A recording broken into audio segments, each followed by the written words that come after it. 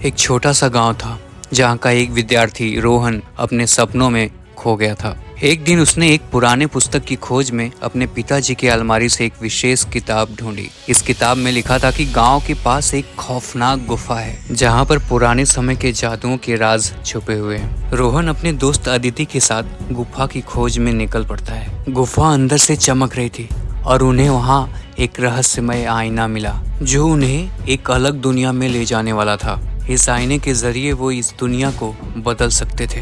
लेकिन जब उसका दोस्त अर्जुन भी उस आईने को देखता है तो वो भी इस आईने की जादू का शिकार हो जाता है। अब तीनों दोस्तों को जादू की इस दुनिया में अनोखे और खौफनाक चेहरे देखने को मिलते हैं। अब तीनों दोस्तों को उनके जादू के साथ साथ उनके एक पुराने दुश्मन का पता चलता है जो गुफा के राजों का पता कर रहा है। अब रोहन का मकसद है अपने दोस्त को बचाना और जादू के रहस्य को सुलझाकर अपने गांव को बचाना। रोहन, अदिति और अर्जुन ने गुफा की जादू भरी दुनिया में एक अनोखी यात्रा शुरू कर दी। उन्होंने कई अलग अलग दुनिया को देखा जहां हर दुनिया में कुछ खास जादू छुपा हुआ था। एक दुनिया में उन्होंने एक वृक्ष देखा जो मन की इच्छाओं को पूरा करता था। दूसरी दुनिया में एक प्राणी देखा जो बिना रोशनी के भी देख सकता था। तो वहीं एक तीसरी दुनिया में उन्हें एक पुरानी हवेली मिली जिसमें कई रहस्यमय चीजें छुपी हुई थी।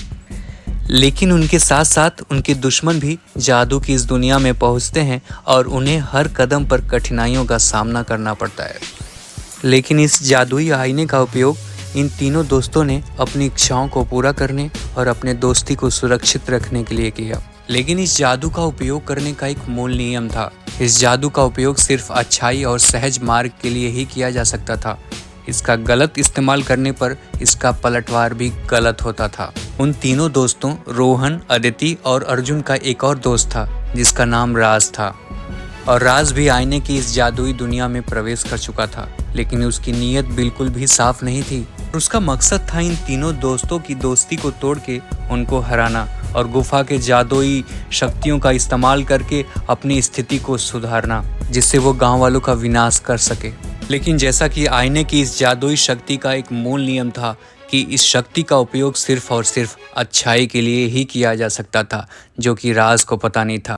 और जैसे ही उसने अपनी शक्तियों का इस्तेमाल करके उन तीनों दोस्तों की दोस्ती को तोड़ना चाहा और गांव वालों का विनाश करना चाहा और उन जादुई शक्तियों का इस्तेमाल सिर्फ और सिर्फ अपने स्वार्थ के लिए करना चाहा, उसी वक्त उसी क्षण उसका विनाश हो गया।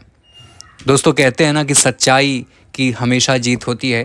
जो सत्य मार्ग पर चलता है उसको कोई भी रोक नहीं सकता। कठिनाइयाँ ज़रूर आती हैं लेकिन जीत निश्चित होती है। तो कैसा लगा आपको ये स्टोरी? कमेंट बॉक्स में ज़रूर बताइएगा। मिलते हैं अगले वीडियो में। तब तक आप हमारे चैनल को सब्सक्राइब कर दीजिए। वीडियो अच्छा लगे तो लाइक कर दीजिए। Thank you so much for watching. Bye bye.